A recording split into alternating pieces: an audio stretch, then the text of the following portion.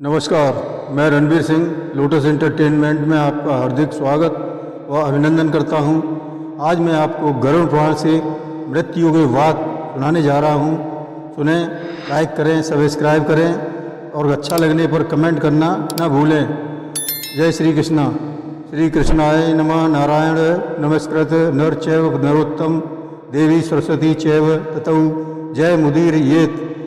श्री भगवान विष्णु के क्षेत्र नैमिषारण्य में शौनकादिक ऋषियों ने 1000 वर्ष का नियम लेकर स्वर्ग प्राप्ति हेतु यज्ञ करने का निश्चय किया। एक दिन प्रातःकाल के समय ऋषिगण जब हवन कर चुके तो वहाँ सूत जी महाराज पधारे। ऋषिगणों ने आदर पूर्वक उन्हें आसन ग्रहण करने का अनुरोध किया। उनके आसन ग्रहण करने पर ऋषिगण बोले, हे सूत जी, आपके मुख से हमने सुख देने वाले वेदों के सिद्धांतों को सुना है। अब कृपा करके आप यम मार्ग का वर्णन कीजिए जो अत्यंत भय देने वाला है।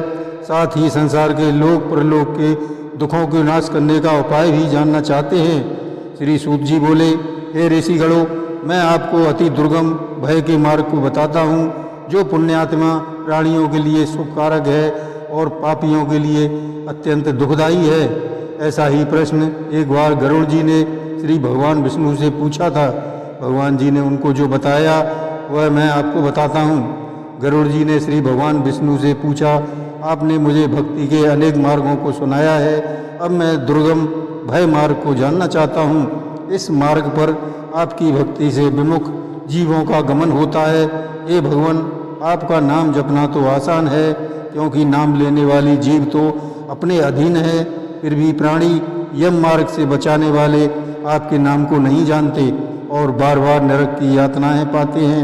हे भगवान, यम मार्ग में जाते समय प्राणियों को जो दुख उठाने पड़ते हैं उन सब को कृपा करके बताइए।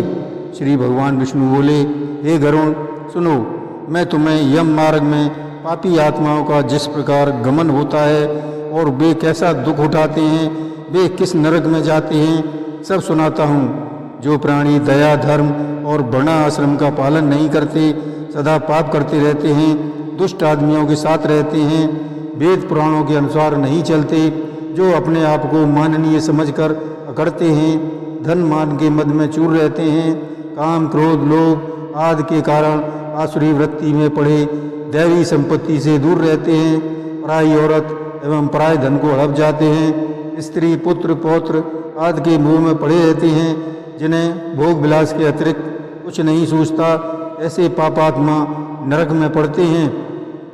जो प्राणी दान करते रहते हैं वे मोक्ष को प्राप्त होते हैं। जो प्राणी पापात्मा होते हैं वे यम यातना सहते हुए दुखपूर्वक यम लोक जाते हैं। ऐसे प्राणी संसार में दुखों को भोगने के बाद जैसी उनकी मृत्यु होती है तथा जैसा वे कष्ट पाते हैं उनको मैं तुम्हें बताता हूँ।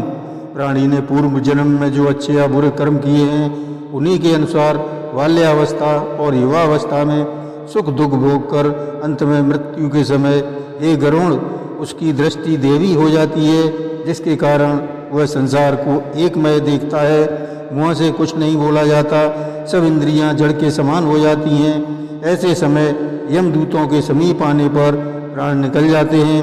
पात पात में के प्राण बहुत दुख देकर निकलते हैं। एक क्षण का समय भी एक कल्प के समान हो जाता है। 100 बिच्छुओं के काटने के समान पीड़ा होती है। मृत्यु के समय यमदूतों के भय से मुख से लार और झाग गिरने लगते हैं। इस प्रकार ऐसे पापी के प्राण अधोदार यानी गुदा से निकलते हैं। प्राण निकलते समय उसे यमदूत मिलते हैं जो क्रोध से लाल नेत्र वाले, भयानक मुख, पास और दंड लिए, नग्न शरीर, दांतों को पीसते हैं, लंबे लंबे ऊंचे उठे हुए बालों वाले, कौवे के समान अत्यंत काले रूप, टेढ़े मेढ़े मुंह वाले, हाथ पैरों के बड़े बड़े नकुले नाखूनों को हथियार की भांति दिखा दिखाकर डराते हैं और आते हुए आते हैं, जिन्हें देखकर पापात्मा प्राणी डर जाते हैं और डर के मारे विष्ठा और पेशाब निकल जाता है। उस समय अंगुष्ठ मात्र जीव हाहाकार करता हुआ जैसे ही शरीर से निकलता है वैसे ही यमदूत उसे पकड़ लेते हैं।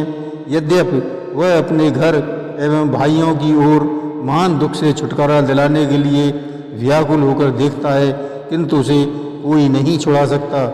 मार्ग में यमदूत उसे नरक के भयानक दुखों का वर्णन सुनाते जाते हैं।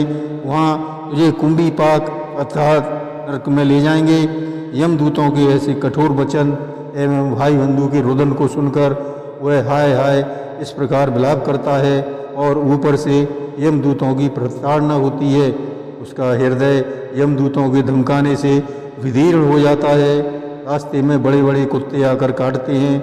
मार्ग में जब वह प्यास और भूख से व्याकुल होता है, पवन की प्रबलता और सूर्य के तेज से तप्त बालू में चलना पड़ता है तो वह चलने में असमर्थ हो जाता है, तो यमदूत कोड़ों से मारकर घसीटते हुए ले जाते हैं। ऐसे कठिन मार्ग में गिरता पड़ता वह मूर्छित होकर अंधकारमय यमलोक में पहुंचता है।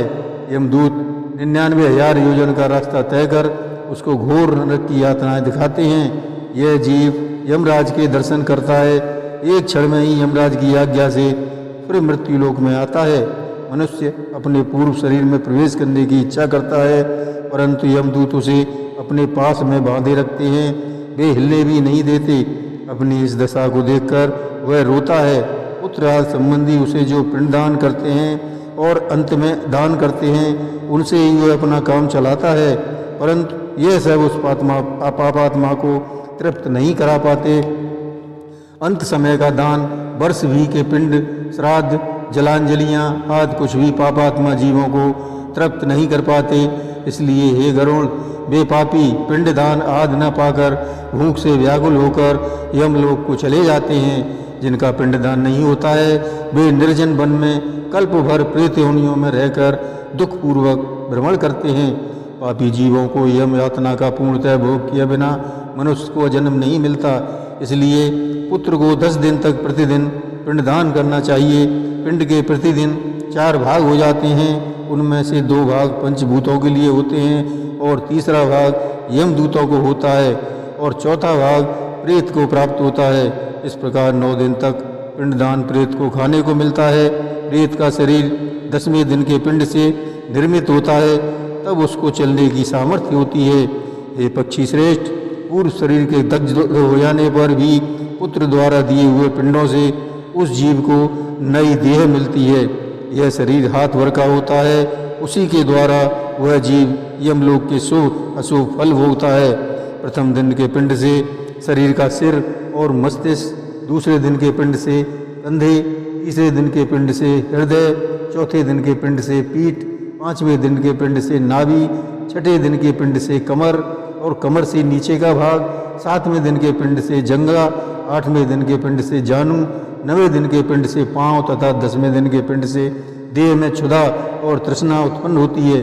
भूख प्यास से पीड़ित प्रेत पिंड से उत्पन्न शरीर का आश्रय लेकर 11वें और 12वें दिन के पिंडों को भोगता है। इसके बाद 13वें दिन यमदूतों द्वारा ये मार्ग यमलोक को जाता है। ये गरुड़, यम मार्ग बैतरणी नदी को छोड़कर 86,000 योजन का है। जीव को यमदूतों के साथ प्रतिदिन 247 योजन चलकर 47वें दिन में यमलोक पहुँचना होता है।